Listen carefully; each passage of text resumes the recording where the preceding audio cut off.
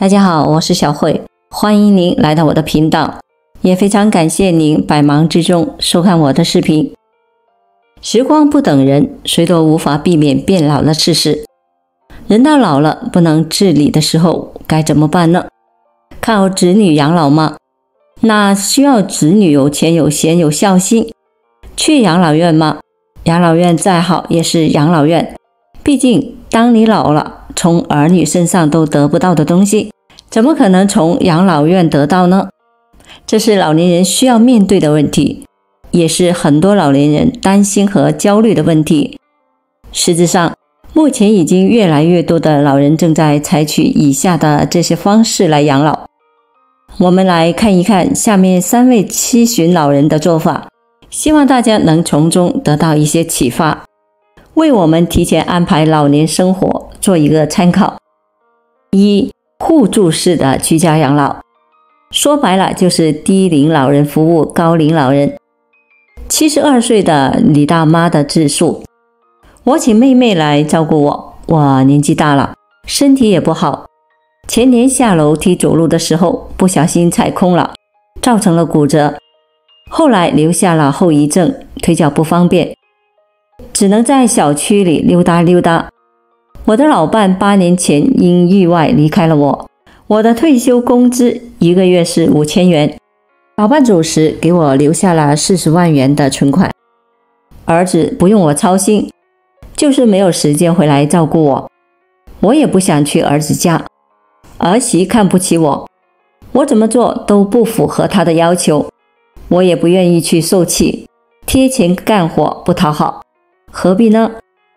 我不想给儿子添麻烦，儿子自己1个月的工资是8000元，儿媳妇1个月是4000元，他们每月还房贷4000元，车贷1000元，家里的保险每个月要2000元，还要付费给孙子上幼儿园，好在不用我贴补，这就很不错了。很多老人还要贴补儿子。自从我摔了以后，在医院里，我妹妹过来照顾我，她比我小6岁，妹妹的日子没有我好过，妹夫也走了，她1个月退休工资2000元，日子过得紧巴巴的。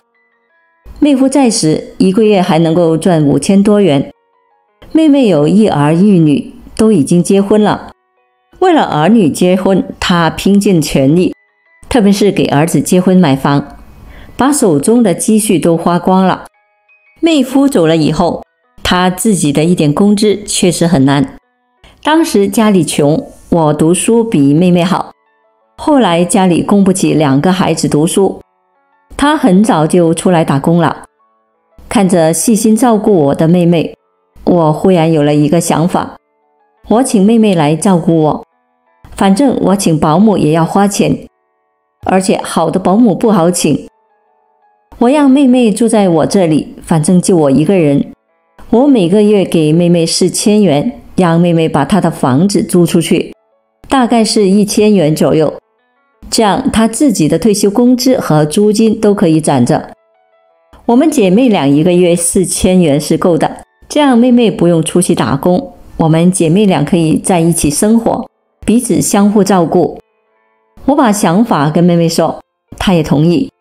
她在一个超市干小时工，1个小时10块钱，而且超市规定严，迟到1分钟扣30元。她家离超市远，遇到早班5点就要起来，1个月下来辛辛苦苦都拿不到3000元。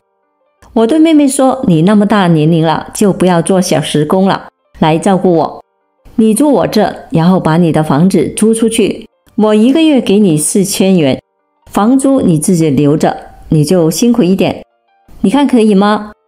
父母不在了，我们2姐妹一起养老。妹妹觉得这个想法不错，就把房子租出去了，1个月1500元，我们俩1个月4000元是远远花不完的，剩余的钱都由她支配，加上她的退休工资、房租，这样妹妹每个月能攒4000多元。家务活这点事对她来说很简单，我们姐妹俩在一起相互照应，挺开心的。妹妹心大，有时候我说她几句，她也不往心里去，大大咧咧的。我真的很感谢妹妹能来照顾我，比起请保姆照顾不知好多少倍，还解决了妹妹的困境。2. 出租房子，与租客同住一个屋檐下，既有人陪伴，还能挣点小钱，做到养老不离家。刘大伯的自述：我今年73岁，是一个生活在县城的退休老人。我是从一家大型的企业退休的。年轻的时候，我在这家企业干工会。我的老家在农村，我和妻子刘兰是同一个村的。她家在村子的中间，村子不大，我们两家中间只隔着几条巷子。我和刘兰从小学到初中一直是同学。她初中毕业之后就在村子里务农，而我则去了城里打工。慢慢的在这一家的企业干久了，转为了正式工人。因为我喜欢舞文弄墨，读书多了一些，写稿子一气呵成，很受厂长的赏识，把我从车间调去了工厂的办公室工作。那时候工人还是比较吃香的，再加上我个子1.8米多，在工厂里有好几个的姑娘都看上了我。但是我不为所动，我的心思都寄托在当时在乡下务农的刘兰身上。那几年，我和刘兰几天就要写一封信，互诉衷肠。我们刚刚结婚的时候，住在一间低矮的小平房里，女儿就在这小平房里出生的。妻子没有正式工作，但是她很勤劳。她在鞋厂打过工，后来又去街上卖凉拌菜，就是用手推车推着的卖的那一种。后来妻子又去了干家政，给人家里打扫卫生，1个小时挣几十块钱。那时候我们工厂的效益还不错，每到年底都有一笔不小的分红。慢慢的，我们终于攒够了钱，买了一套120平的楼房。搬进楼房的时候，妻子炒了好几个菜，我们举杯畅饮，感慨我们的苦日子终于熬出头了。可是月有阴晴圆缺，人有悲欢离合。女儿高考的那年，不幸却突然降临到我们的家。那年春天，我和妻子回村里的时候，没想到她的心脏病突发，她捂着胸口，额头上的虚汗滴答滴答地掉下来。当我把妻子送到医院的时候，医生只能遗憾地摇摇头，说人已经没救了。我疯了一般的放声大哭。我记得我当时瘫倒在医院的走廊里，我用手抓地，手指都血肉模糊了。妻子去世了，女儿也是天天的哭成泪人。但是女儿马上就要面临高考了，我只好强打精神，把所有的悲伤压在了心底，安慰女儿要坚强。本来女儿的学习成绩一直是名列前茅，完全可以考一所名校的。但是由于失去了母亲，女儿高考时没有正常的发挥，只上了一所2本的院校。好在女儿非常的努力，大学毕业后又考上了研究生，留在了省城工作。这些年我一直形单影只，女儿也曾经劝过我，让我再找一个老伴，身边有个人好照顾我。可是我的心里根本放不下妻子，我和她青梅竹马，相濡以沫，这份深情在我的心里永远的难以泯灭，是谁也不能替代的。女儿已经在省城里安家立业，我也就放心了。女儿的婆家是当地的，女儿生孩子带孩子都是亲家在帮忙照顾，我毕竟只是一个父亲，做家务那些细活也不会干。我曾经去过女儿家，可是亲家在那里，我再去了，家里就显得很拥挤，生活上也不方便。我只去过女儿家1次，就再也不去了。女儿只有在休假的时候才能够回来看看我，毕竟我们这里离省城也有7、8里路。我一个人生活非常的孤独，非常的落寞。过了65岁以后，我的身体就开始出现各种的小毛病，我的血糖一直居高不下，心脏也不太好。平时我也不敢吃那些甜的口味重的口味的东西，但是还是控制的不太好。面对自己日渐衰弱的身体，我不得不考虑自己的养老了。我也曾经打算过去养老院，可是我去考察了一番之后，我打起了退堂鼓。我发现住养老院的人多数都是生活不能自理的，他们在养老院里说的难听一点，其实就是吃饭熬时间。虽然不用自己做饭，看起来很清闲，但是养老院是集体供餐，也不会按着你的口味来做饭的。你想吃的饭菜不一定有。再就是在养老院里，像我这种生活完全可以自理的老人在里面很是憋闷的。周围都是陌生的老人，他们有的失智，有的失能，生活在这样的环境里，我可受不了。我只能打消了这个念头。也有老朋友劝我雇个保姆，可是我的退休金只有3500元，雇个保姆最便宜也得4000多块钱，我哪能雇得起呀？女儿也曾经说过，她可以给我添上一部分的钱让我雇保姆，但是我可不能让女儿给我贴钱，拖她的后腿。女儿虽然生活在省城，但她的负担也不小。外孙马上就要大学毕业了，面临买房子的问题，女儿和女婿还愁得要命呢。我怎么再忍心给他们增添负担？我安慰女儿说，没事，我身体还好，自己完全可以照顾了，自己不用雇保姆。那些日子，我去医院探望了一个病人，他是我的一个亲戚，比我大2岁，他也是独居老人，他的儿子在外地，老伴已经去世多年。那天他儿子一直打电话，但是没有打通。以前儿子回来的时候，在物业留了一把家里的钥匙，万一有急事，让他们帮忙去家里看看。儿子就给物业上打电话，让物业的工作人员过去看看。可是没想到老人已经倒在了地板上，昏迷不醒。工作人员赶紧地拨打了急救车，把老人送去了医院，好歹让老人捡回来一条命。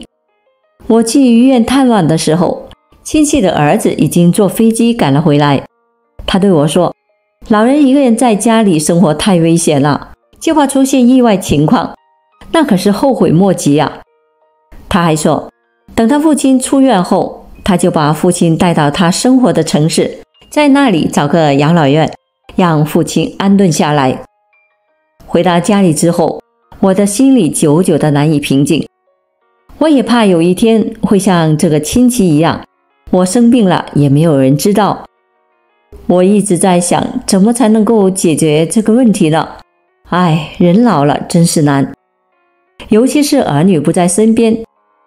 那天我下楼的时候，在单元门上，我忽然看到有人贴了一张求租广告，说是想在本小区内寻找一处住房，合租也可以。我一看到合租这2个字，我的眼前突然一亮。我把这张求租广告上的电话记了下来。回到家之后，我打通了这个电话，接电话的是一个小伙子。我问他是不是想租房子呀？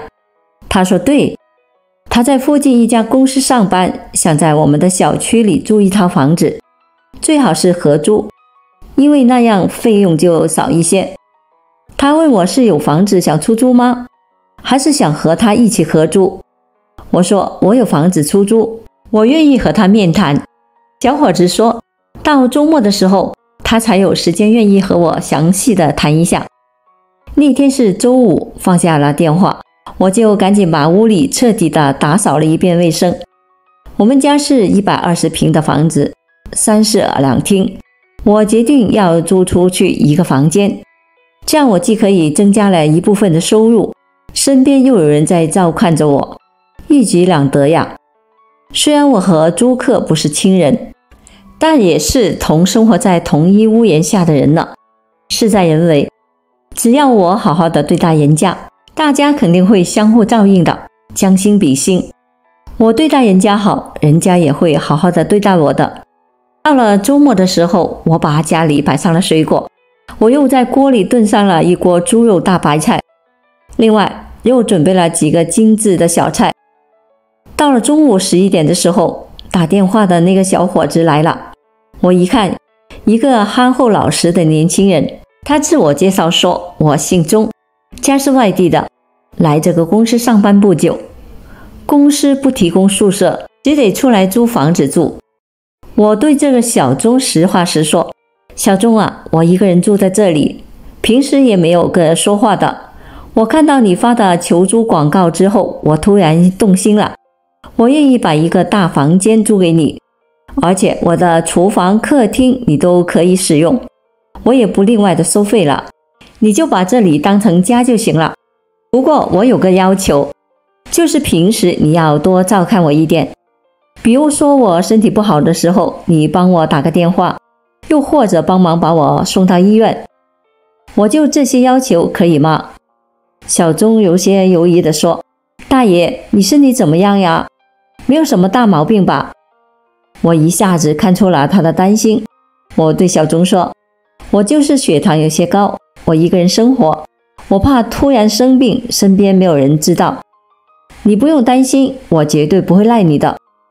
即使我生病，那是我自己身体的原因，我可以把家里安上摄像头，这样你就可以放心了吧？听我这样一说，小钟也就放心了。他问，这样住下来1年多少钱？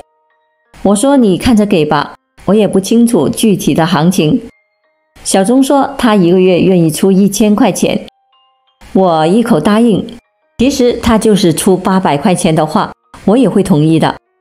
我最需要的不是这些钱，而是身边有个人来照看着我。我留小钟在家里吃午饭，刚开始他不好意思，还和我客气着。他见我实心实意的留他吃饭，也就坐了下来。吃完饭，他帮我收拾碗筷，我一看就是一个勤快的人。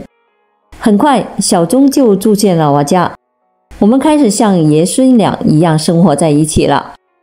每天早晨，小钟出去买早餐的时候，也会帮我买一份。我要给他钱，他不要。他说一顿早餐只有700块钱，怎么能要你的饭钱呢？有时候我做了晚饭，也会留给小钟一份。他回来的时候总会带上几个水果，或者是带一份我爱吃的点心。我把家里安上了几个摄像头，让女儿也连上了她的手机。女儿知道我把房子租给了一个小伙子之后，她也是很赞同。她说，在省城里很多这样的独居老人，就是把房子租出去1间或者是2间，这样既增加了一份收入，身边还有人照看着，一举两得。女儿还直夸我聪明呢。小钟是一个很懂事的人，他住在我家里，非常的守规矩，从来不乱动家里的东西。有时候晚上回来晚了，他就会蹑手蹑脚的，就怕把我惊醒了。他也会很少在客厅里看电视，他回来的时候就在卧室里，在电脑上工作，或者是看看手机。他住在我家里，很少打扰到我，从来没有让我感到不愉快。那天早晨我刚起床的时候，就觉得一阵的胸闷袭来，浑身淌汗，我就觉得我的心脏部位不舒服，我也不敢大声的呼叫。我想打个电话，可是头天晚上手机忘在了茶几上了，没有拿过来。这个时候，小钟开始敲我的房门，我没有应声，他又敲了几次，我还是不敢大声的呼喊，因为只要一动弹，胸口就是一阵阵的剧痛。小钟可能发觉不对劲，他猛地推开了房门，看到我的样子，他吓坏了，赶紧给我拨打了急救电话，把我送去了医院。很快女儿就知道了这件事，几个小时以后，女儿和女婿开车从省城赶回来了。医生说，多亏送医院及时，才没有出大事，否则后果是不堪设想的。我在医院里住了几天就回来了。女儿和女婿专门请小钟吃饭表示感谢，说多亏了他救了我一命。小钟憨厚地笑着说，大爷对待我那么好，我帮这点小忙是应该的。我们住在一起，这仅仅是举手之劳的事，换做谁都会这样做的。自从小钟住进来以后，女儿放心多了，我的心里也踏实多了。我和小钟天长日久的相处成了亲人一般，我们成了忘年交，我们在一起愉快的生活。我和女儿商量好了，只要我身体还能自理，我就打算一直用这种的方式来养老，把房子租出去一间，以后如果可以的话，我把另一间闲置的卧室也租出去，这样我又多了一份收入，而且家里人来人往的，能随时的照看我一些。朋友们，你们觉得我这样的养老方式怎么样？我不用去养老院，也不用雇保姆，我就在家里养老，既能赚钱，又有人照看我，让我享受到了亲人般的关怀。3. 卖掉一套房，把钱存银行，用存款利息请保姆。72岁的梁大爷说，我已经退休12年了，退休前是一家企业的中层管理，老伴是中学老师。我父母在农村里给我留了一套老房子，父母在时我还经常回去，后来父母不在了，我回去的很少，老房子也是很破旧了，不能住人了，我也没管。没想到后来那个位置被开发商征地，补发了一笔拆迁款60万。拿到60万后，老伴说存起来，我没同意老伴的意见，我说买房子。当时的房价没有那么贵，我们在市中心买了一套二手房，2居室，还是学区房。我当时这个举动确实是很睿智的。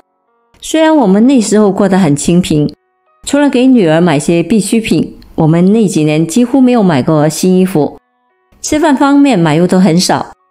我还利用休息的时间偷偷的跟哥儿们一起去做一些小买卖，赚些零花钱，还把房子租出去，一个月有2000元的租金。老伴把房租都存了起来。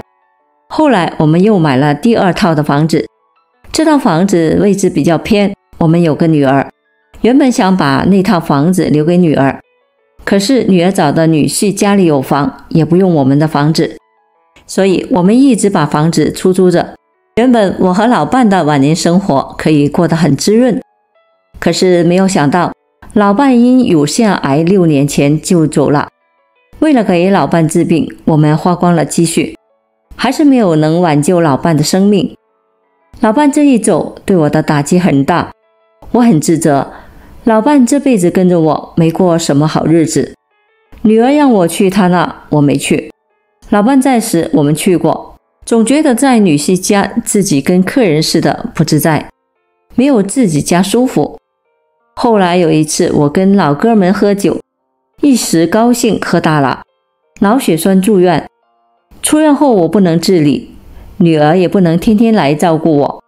我的退休金6000元，如果请了保姆，剩下的钱不够吃的，因为好的保姆要5000左右，还需要生活费。女儿答应要每个月给我2000元，我拒绝了。虽说女婿的工资有1万多，但我还是不想让女儿为难。女儿的孩子还要读书，需要花钱，她还有房贷要还。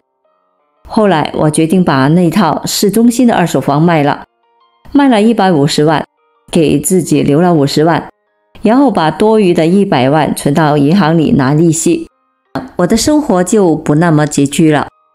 有了这150万保底，我对晚年生活不再恐惧。有了存款的利息，再加上我的退休工资，我就花了5000元请保姆来家里照顾我。我想通了，我要学会享受生活。好了，以上3位老人的养老故事就讲到这里了。人老了，提前安排好自己的晚年生活是明智的选择，做到既不给孩子添麻烦，也可以享受晚年生活的质量。好了，朋友们，今天所分享的视频内容就到这里了，非常感谢您的支持和鼓励，我们下期见。